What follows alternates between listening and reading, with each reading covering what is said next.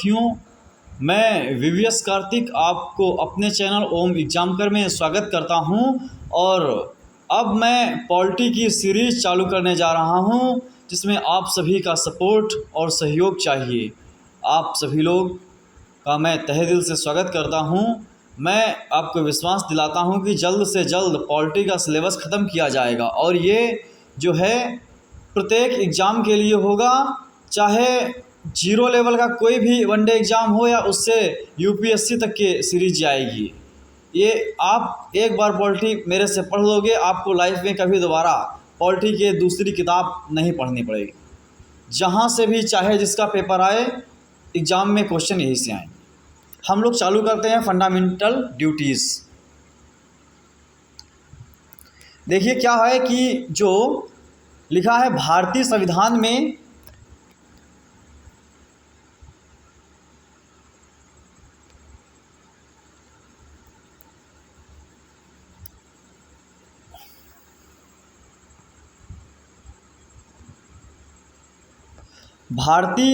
में मूल अधिकारों के साथ साथ मूल कर्तव्यों को भी स्थान प्राप्त है। चूंकि अधिकार विहीन कर्तव्य निरर्थक होते हैं, यानी जिसका कोई अधिकार नहीं है वो कर्तव्य कैसे करेगा, जबकि कर्तव्य विहीन अधिकार निरंकुशता पैदा करते हैं। तो ये देखो आपका लिखा है कर्तव्य विहीन अधिकार आपका निरंकुशता पैदा करते हैं।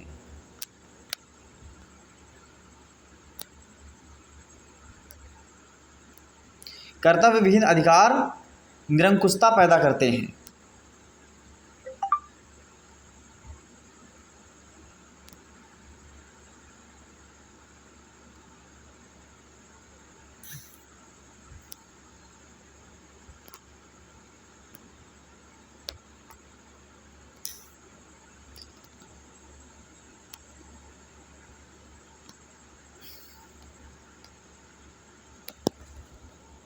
अतः यह एक दूसरे के पूरक हैं। कौन? कर्तव्य विहीन अधिकार जो है निरंकुशता पैदा करते हैं, यानी अधिकार और कर्तव्य एक दूसरे के क्या हैं?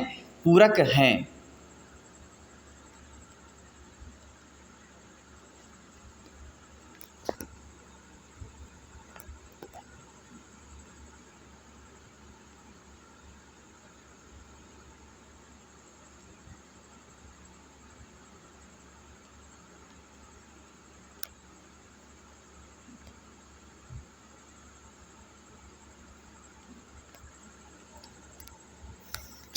विश्व के सभी लोकतांत्रिक देशों में मूल अधिकार तो हैं, लेकिन मूल कर्तव्यों का कोई उल्लेख नहीं है। इसका प्रमुख कारण क्या है?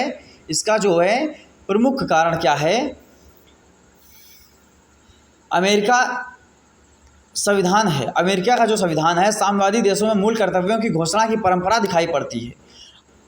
उदाहरण स्वरूप क्या है कि भूतपूर्व सोवियत संघ इसका एक उदाहरण है।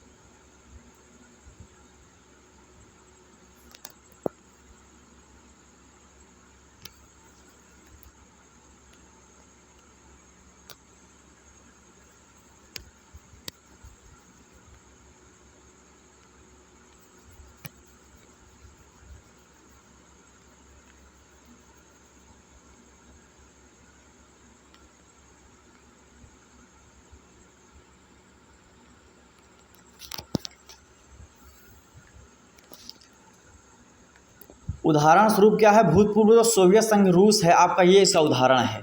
संवैधानिक उपबंध क्या है कि मूल संविधान में मूल कर्तव्य नहीं थे। 1975 में तत्कालीन प्रधानमंत्री इंदिरा गांधी के द्वारा आपातकाल की घोषणा की गई।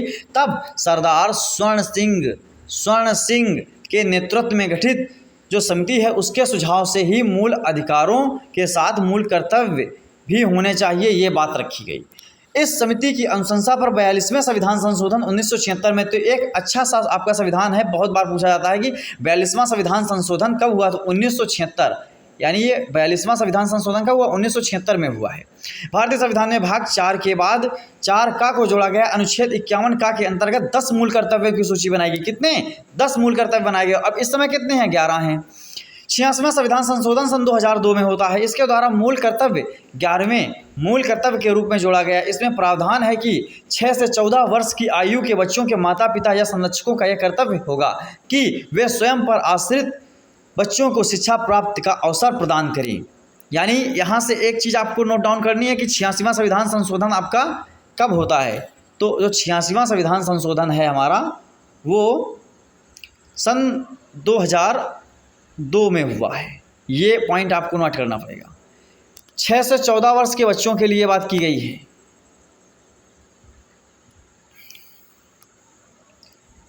अब आगे देखो जरा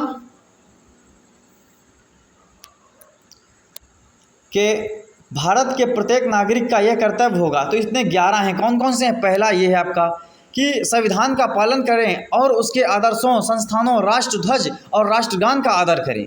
नंबर 2 आपका ये लिखा है, स्वतंत्रता के लिए हमारे राष्ट्रीय आंदोलन को प्रेरित करने वाले उच्च आदर्शों को हृदय में संजोए रखें और उनका पालन करें। नंबर 3 आपका क्या कह रहा है? कह रहा है भारत की संप्रभुता, जो भारत अपना संप्रभु है, किसी का गुलाम तो है नहीं, अपने जो निर्णय है स्वयं ले सकता है, इसलिए संप्रभु है। एकता और अखंडता की रक्षा करे और उसे अक्षुण्ण बनाए रखे।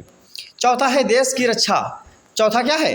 चौथा है कि देश की रक्षा करे और आह्वान किए जाने पर राष्ट्र की सेवा करे। ये है हमारा। इसके साथ 5वां क्या है? तो 5वां देखो, भारत के सभी लोगों में समरसता और समान भ्रातृत्व की भावना का निर्माण करें, जो धर्म, भाषा और प्रदेश या वर्ग पर आधारित है।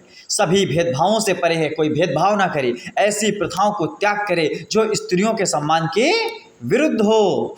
नंबर 6 हमारा कह रहा है, हमारी सांस्कृतिक की गौरवशाली परंपरा का महत्व समझे और उसका परीक्षण करे। नंबर 7वां कहता है प्राकृतिक पर्यावरण, जो प्रकृति के द्वारा दिया गया पर्यावरण है, जिसके अंतर्गत क्या क्या आता है? इसके अंतर्गत वन, झील, नदी और वन्य जीव हैं, रक्षा करें उनकी और उनका संवर्धन करें।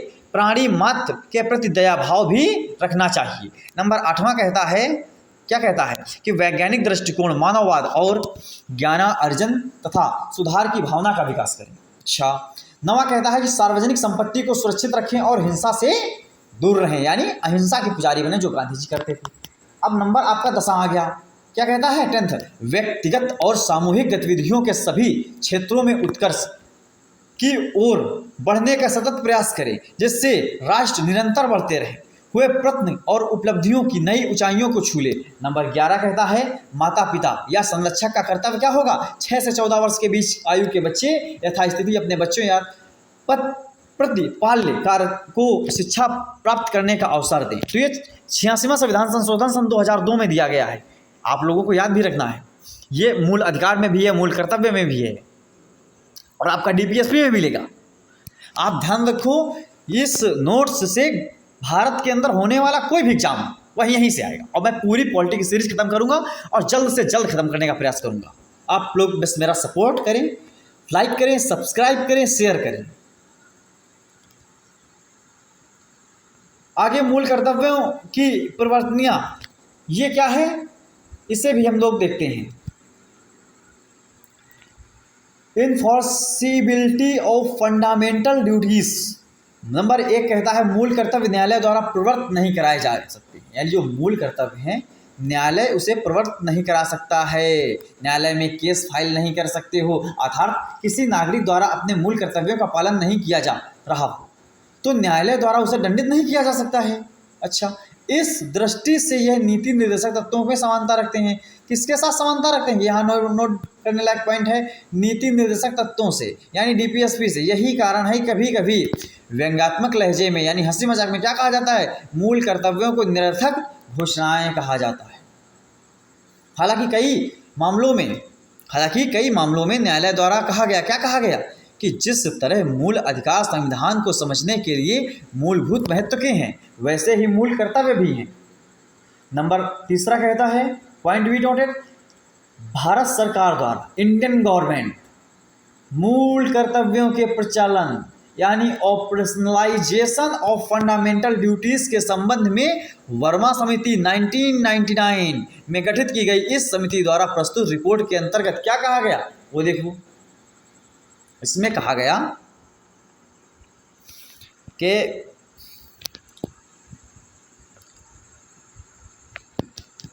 न्यायालय के 138 ऐसे निर्णय की सूची प्रस्तुत की। कितने? 138। नोट करो योर पॉइंट। न्यायालय के 138 निर्णय की सूची प्रस्तुत की गई जिसमें पर्यावरण के संरक्षण को एक मुख्य आधार बनाया गया। किसको? पर्यावरण की संरक्षण करना चाहिए।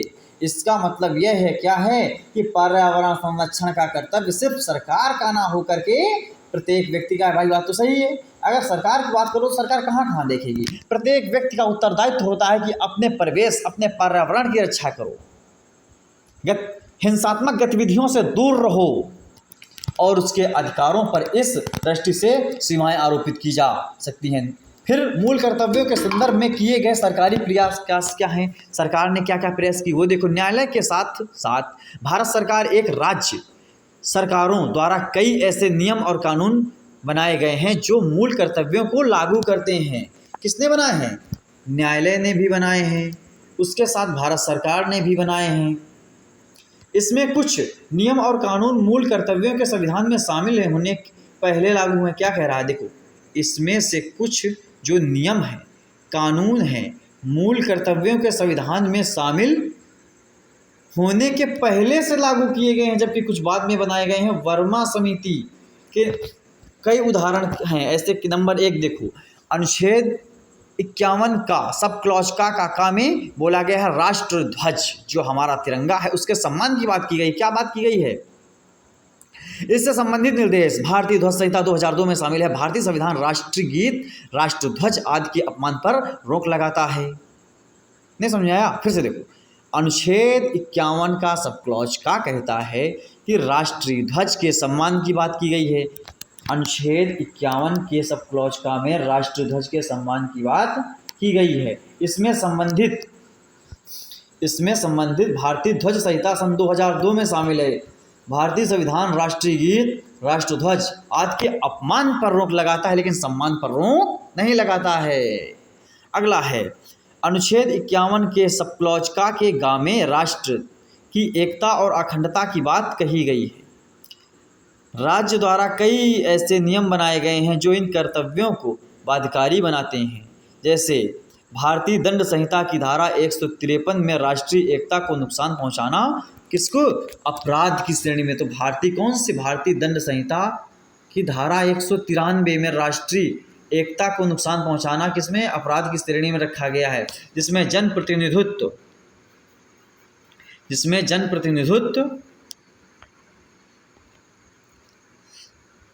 अधिनियम 1951 द्वारा व्यवस्था की गई है कि यदि कोई व्यक्ति धर्म, जाति, नस्ली या भाषाई आधारों पर नफरत फैलाता है, इन आधारों पर वोट मांगता है, किसमें? फिर से देखो, 1951 द्वारा व्यवस्था की गई है कि यदि कोई भी व्यक्ति धर्म, जाति यानी हिंदू, मुस्लिम, सिख, ईसाई के नाम पर नारा लगवाता है, जाति तमाम सारे नामों से, नस्ली या भाषाई आधारों पर नफरत फैलाता है, इन आधारों पर वोट मांगता है, तो संसद या राज्य विधानमंडल की सदस्यता हेतु उसे अयोग्य घोषित किया गया है। मेरे भाई ध्यान रखना, बहुत इंपॉर्टेंट पॉइंट था, बहुत इंपॉर्टेंट जिसे कहते हैं।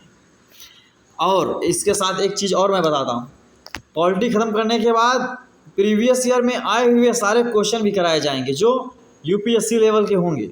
यानी अगर यूपीएससी लेवल आपने कर लिया तो जितने भी एग्ज़ाम होंगे, एसएससी, बैंक, डिफेंस, सारे एग्ज़ाम में धड़ाम उठाओगे, सब कुछ उड़ा दोगे। तो बस मेरे साथ जुड़े रहो आप, क्योंकि मैं अब सीधे चालू हो रहा हूँ यूट्यूब में और समय से पहले, एग्ज़ाम से पहले आपका सिलेबस खत्म करूँगा। अभी मैंने जीके जी उठाया है, उसके बाद फिर रीजनिंग और फिर मैथ और फिर इंग्लिश, ये सब कुछ पढ़ाऊँगा। सुप्रीम कोर्ट का निर्णय क्या है? नवंबर 2016 में सुप्रीम कोर्ट ने मूल कर्तव्यों के संबंध में महत्वपूर्ण निर्णय दिया। कौन सा निर्णय दिया? इसके अनुसार सिनेमा हॉल जैसे फिल्म की शुरुआत में राष्ट्रगान का प्रसारण और वहाँ उपस्थित सभी लोगों द्वारा इसके सम्मान में खड़ा होना। यानी जब राष्ट्रगान चलेगा तो सभी लोग क्या होंगे? खड़े होंगे। अनिवार्य है।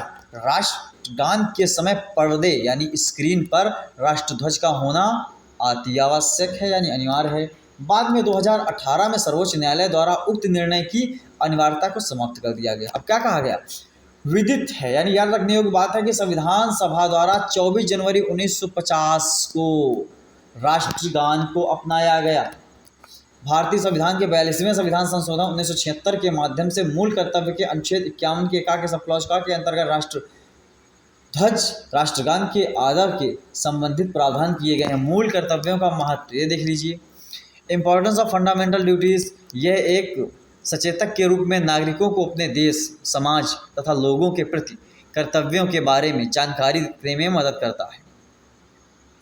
नागरिकों के अनुशासन व प्रतिबद्धता का भाव जागृत करता है। राष्ट्र प्रेम, त्याग, सेवा एवं बलिदान की भावना पैदा करते हैं, जो राष्ट्र निर्माण के लिए महत्वपूर्ण माने जाते हैं। राष्ट्र विरोधी या समाज विरोधी कार्यों पर विरोध करने की भावना का विस्तार, मूल कर्तव्य है विधि द्वारा लागू होते हैं, यानी विधान लागू करता है, संविधान लागू करता है, और इसमें किसी के भी पूर्ण न होने पर असफल रहने पर संसद उसमें उचित अर्थदंड या सजा का प्रावधान कर सकती है।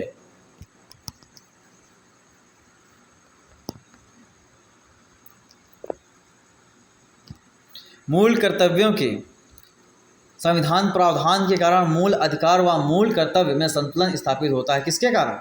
मूल कर्तव्यों के संवैधानिक प्रावधान के कारण मूल अधिकारों व मूल कर्तव्यों में क्या होता है? संतुलन स्थापित होता है।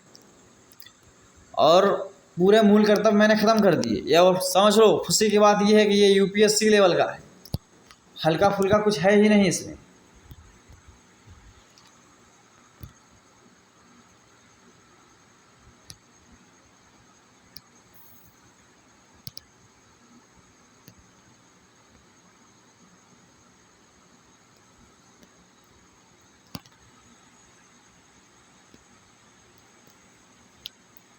Thank you for watching. जय हिंद।